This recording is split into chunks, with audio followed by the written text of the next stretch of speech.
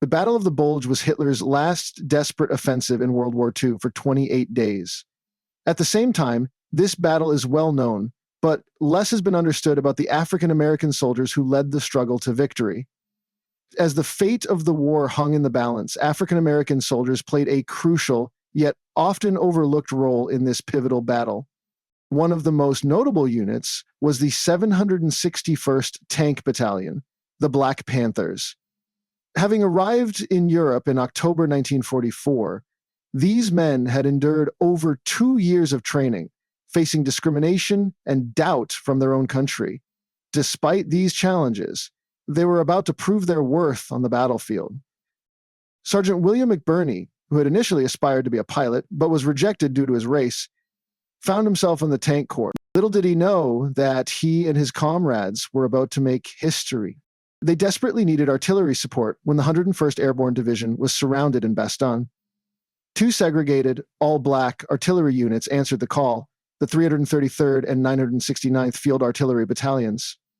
These units provided crucial support with their MIS 155mm howitzers, the largest guns on the field. Their overwhelming artillery barrages played a significant role in turning the tide of battle.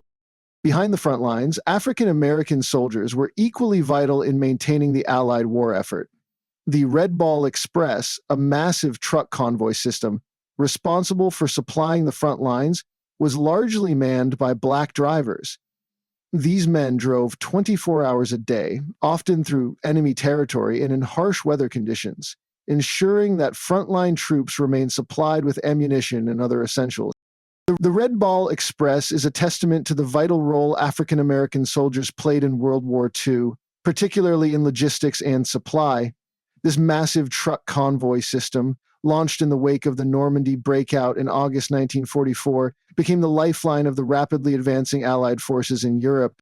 Named after the railroad signal for high-priority freight, the Red Ball Express began its operations on August 21, 1944.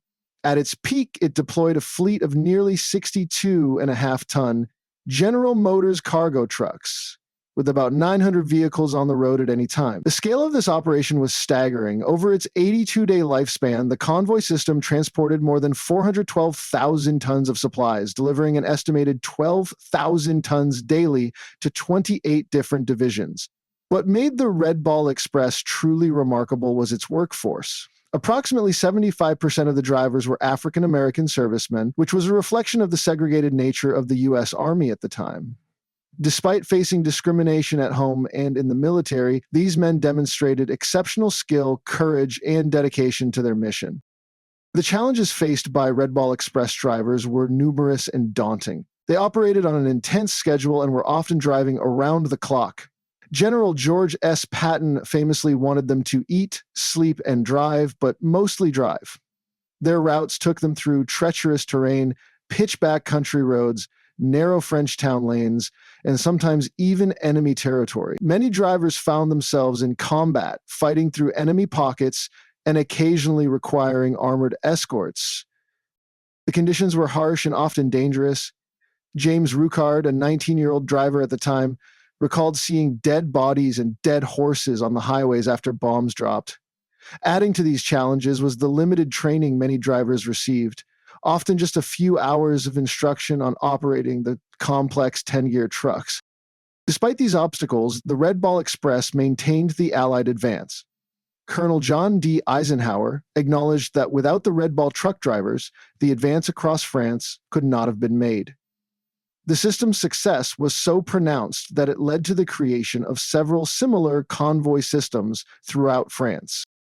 The bravery and skill of the African American drivers did not go unnoticed by their white counterparts. An armored division commander praised them, saying, "They delivered gas under constant fire. Damned if I'd want their job. They have what it takes." The legacy of the Red Ball Express extends far beyond its operational success. It demonstrated the crucial role of logistics in modern warfare and showcased the capabilities of African American soldiers. The Red Ball Express helped make the U.S. Army the most mobile and mechanized force in the war. And more importantly, it stands as a powerful example of how African American servicemen, despite facing discrimination and segregation, made significant and heroic contributions to the Allied victory in Europe.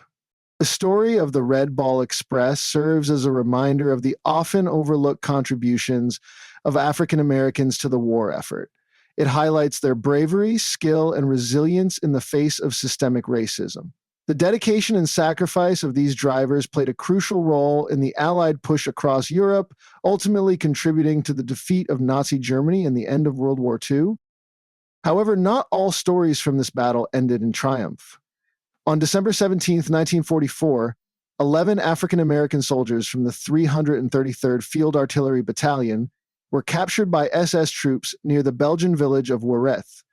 Despite attempts by local civilians to shelter them, these men were betrayed, captured, and subsequently subjected to brutal torture and murder.